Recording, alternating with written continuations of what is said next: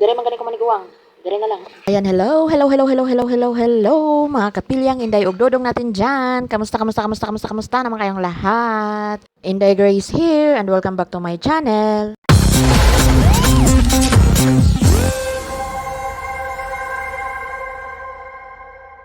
Kung napapansin niyo mga kapilyang Inday ug Dodong natin dyan na meron akong talong at meron din ako dyang cauliflower na piniprito kasama na rin yung lettuce na hinihiwa ng pino ay gagawa ako ng salata nila dito dahil may lakad ang anak ng mga amo ko. At ayusin ko rin pala yung mga prutas na dadalhin nila para sa party na pupuntahan nila. Napakaswerte nga naman talaga ng mga katulong nitong mga anak ng amo namin dahil sa tuwing may mga malalaking handaan, pinapatapon dito sa amin lahat ng mga lulutuin.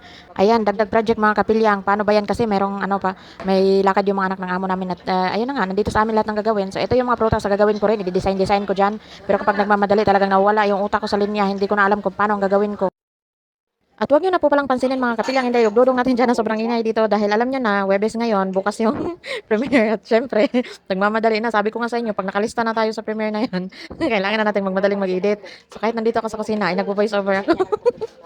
At sa mga oras na to mga kapilyang ay Diyos mio marimar maiiyak na talaga ako sa sama ng loob dahil 5 minutes lang ang ibinigay sa amin tapos napakadami pa ng mga prutas at Remy nang naghuhugas tapos ako yung maglalagay diyan mag-design dyan yung mga magdadala niya napaka-arte pa kapag hindi nila nagustuhan yung design mo ay talagang sasabihan ka ano ba naman yung ginawa mo parang hindi naman kaya-aya sa maraming tao gaganyanin ka so kailangan talaga pag at saka kapag talagang malapit ng aalis wala nawawala talaga yung utak ko sa sa linya talagang napapaisip ako tama pa ba itong ginagawa to kasi medyo na kinakabahan ako kasi baka mamaya hindi nila magustuhan.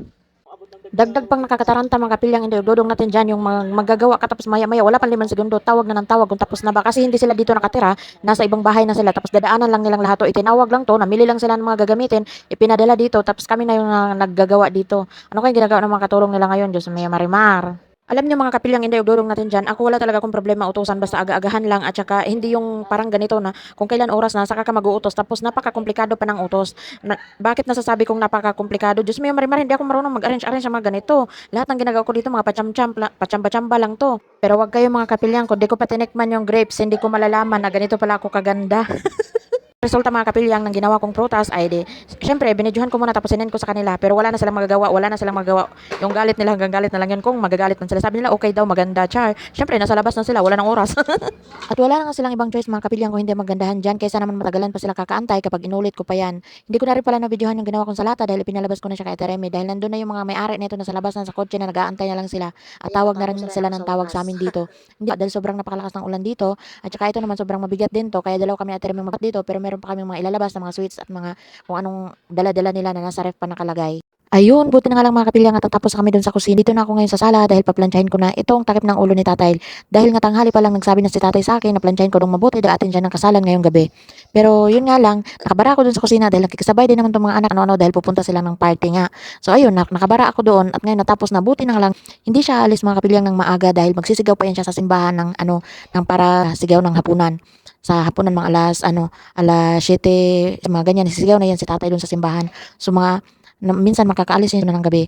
Kaya nahuli ko na itong gawin, yung kay tatay, pero okay lang yun kasi hindi pa siya sumigaw nitong time na to eh. So ayan, tinakpan ko lang pala yan dyan mga kapilyang dahil si nanay padaan-daan makikita sa salamin. Bawal yun, baka mapiso ako.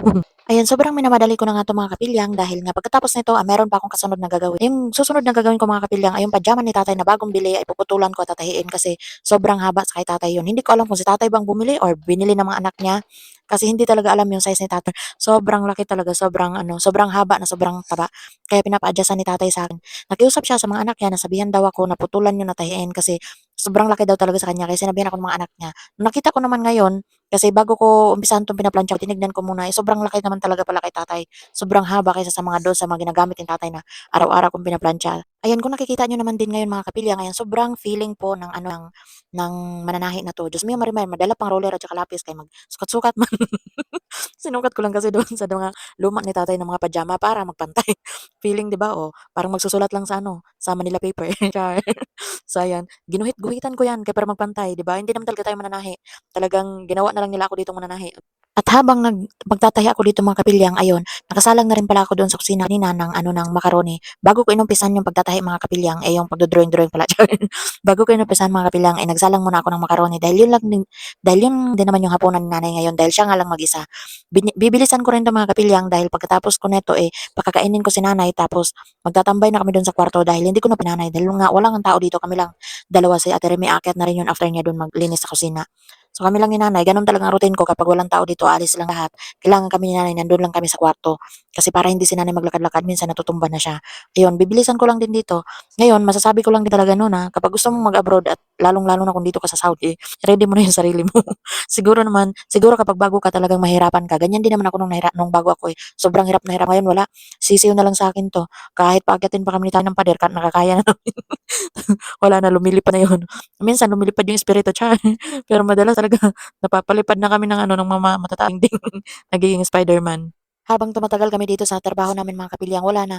Nagiging ano na kami, nagiging Spider-Man yung diskarte. 'Di ba?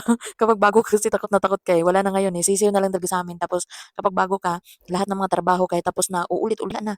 Diyos mio, Marimar. Yung pinapaakyat ni tatay sa amin na pader, hindi na namin inaakyat yan. Inaano na, sinusungkit na. So ayan mga kapilyang, hanggang dito na lang. So kayo na bahalang mag-imagine kung paano ko tinahi at paano ko natapos yung tinatahi ko.